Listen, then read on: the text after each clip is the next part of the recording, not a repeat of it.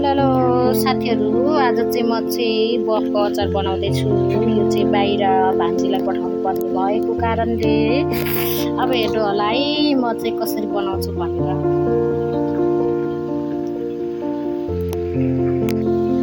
यहाँ चाहिँ मैले बेसर हालिसकेँ है साथीहरू। अब चाहिँ म नुन हाल्छु र यसलाई म्यारिनेट गर्छु।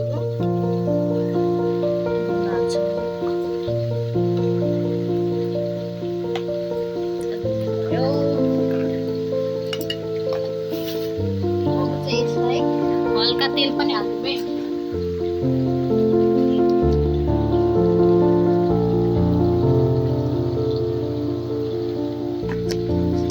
मसला मिक्स मसला हामीले सधैँ खाने जस्तो मसला हालेको। म चाहिँ त्यस्तो धेरै मसलाहरू चाहिँ हाल्दिनँ होइन साथीहरू।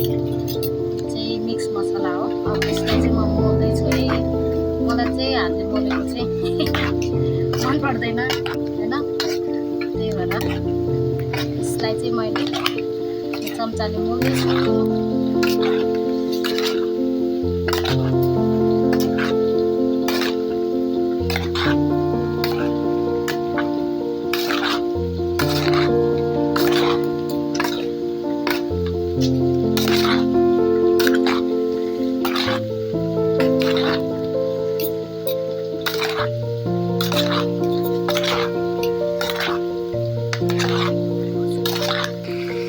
यहाँ चाहिँ फेरि मैले होइन यो चाहिँ बङ्गुरको मासु पनि, यहाँ चाहिँ मैले फेरि बङ्गुरको मासु पनि उठाउनलाई तयारी गर्दैछु है।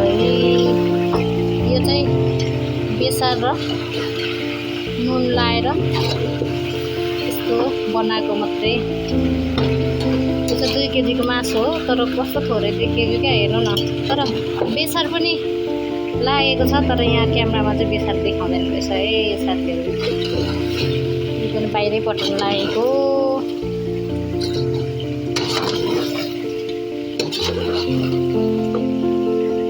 कस्तो छ त साथीहरू बङ्गुरको मासु।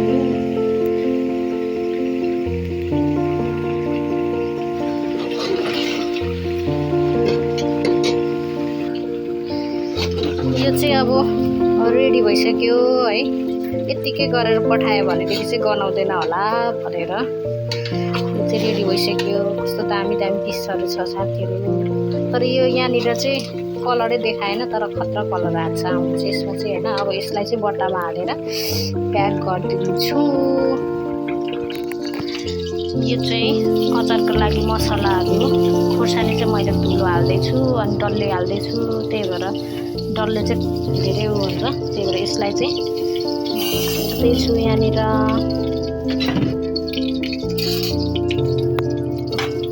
हल्का रातो रातो पारेर यसलाई भुट्ने।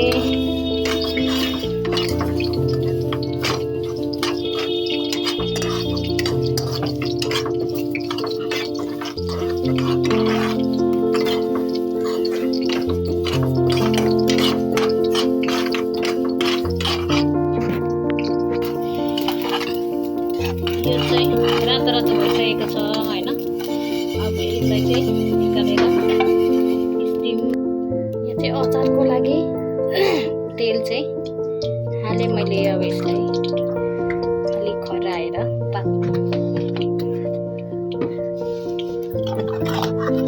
यो चाहिँ मैले 10 मिनट चाहिँ यसलाई मोलेर यहाँ राखेको छु।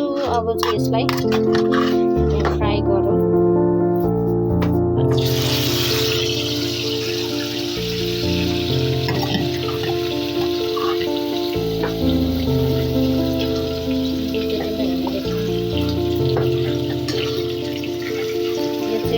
बफ अचार गर्न लागेको छ है साथीहरू। मलाई चाहिँ भान्जीले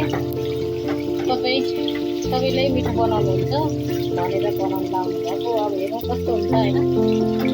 अब भान्जीले भनेको जस्तो हुने हो कि नहुने हो, तर मैले सेकेन्ड टाइम हो यो बनाएको। फर्स्ट टाइम बनाएको पनि मिठो भएको थियो हुनु चाहिँ। यसलाई खरि नदिउँ। यहाँ चाहिँ अब मसलाहरू पिस्दैछौँ होइन। अब यसलाई चाहिँ हल्का धेरै पिस्नुभन्दा पनि अलिअलि अलिक कप्टर पारेको ठिक हुन्छ होइन। मसला पिस्दैछौँ। यहाँ चाहिँ लसुन खोर्सानीहरू रेडी गर्दैछु होइन। यो चाहिँ हल्का खरिदै छ, यसलाई चाहिँ पल्टाइदिउँ है। कराई चाहिँ यो सेतै थियो है साथीहरू, तर अहिले यस्तो भयो है।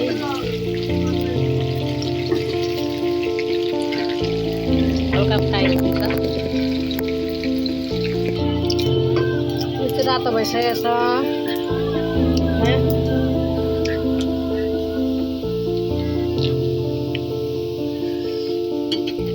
यसलाई चाहिँ म निकाल्छु।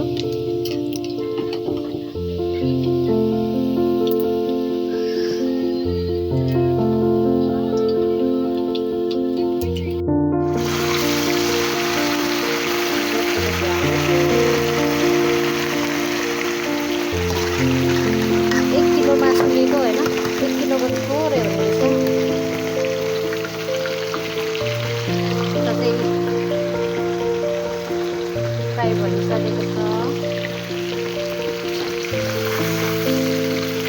क्यामेरा 2 खालको भयो, अर्को मोबाइलबाट गरेको अगाडिको चाहिँ त्यो चाहिँ फेरि तातो भएर चल्दै चलेन, त्यही भएर फेरि त्यसबाट बनाउँदैछु भिडियो चाहिँ।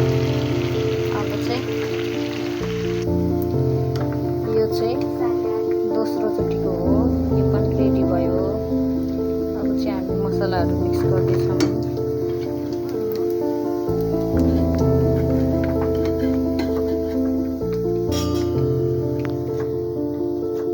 1 केजीको मासुको रोस्ट गर्दाखेरि यति भयो है साथीहरू।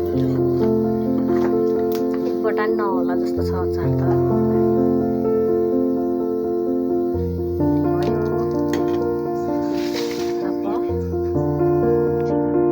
चाहिँ मैले अचारको लागि, गफ अचारको लागि चाहिँ तयार गरेको मसलाहरू हो। यो जिरा, धनियाँ अनि के अरे तोरी हो। यो चाहिँ के अरे रातो खोर्सानी, यो हरियो खोर्सानी, यो लसुन, यो अदुवा, यो बेसार है। अब चाहिँ म यसलाई हाल्दैछु।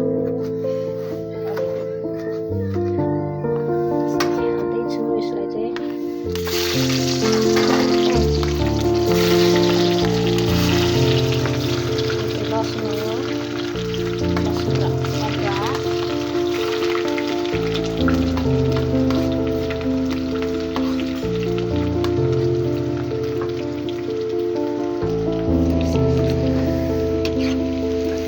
लसुन र अदुवा यतिको भयो। अघिकै तेलमा मैले चाहिँ हाल्दै थिएँ यसलाई होइन।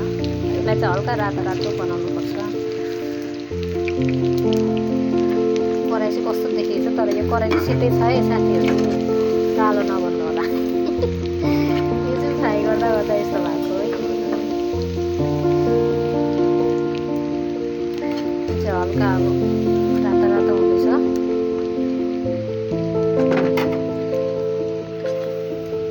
अब चाहिँ यहाँ म मसला हाल्दैछु होइन। मसला चाहिँ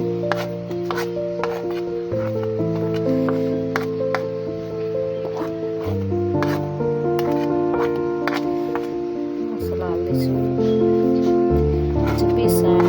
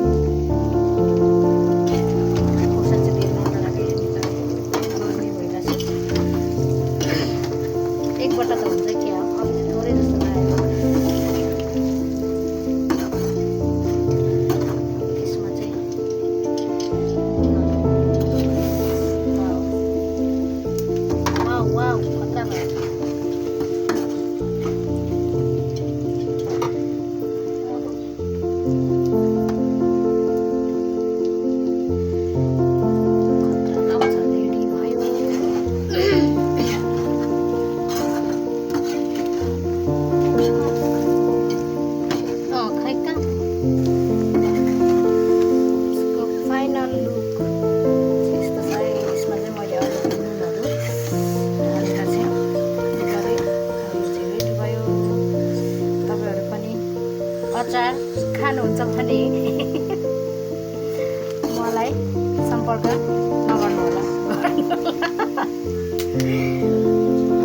रेडी भयो। अब यसलाई एकछिन सेलाएर बट्टामा हाल्ने काम। यो चाहिँ बक अचार रेडी भयो। यो चाहिँ नामको मात्रै कमी छ है। यो खाने बेलामा चाहिँ यसरी हल्लाउनु मजाले अनि खानु होला। यो चाहिँ 1 किलोको हो, तै पनि यो यत्रो सानो बट्टामा मजाले फराइदिएको छ नि त मैले, त्यही भएर भुवारी पनि भएन होइन। 1 किलोको ठिकै हुन्छ होला जस्तो लागेको थियो, तर ठिकै आधी भयो। अनि यो चाहिँ बङ्गुरो हो है। यो चाहिँ बाहिर जाँदैछ गाइजहरू।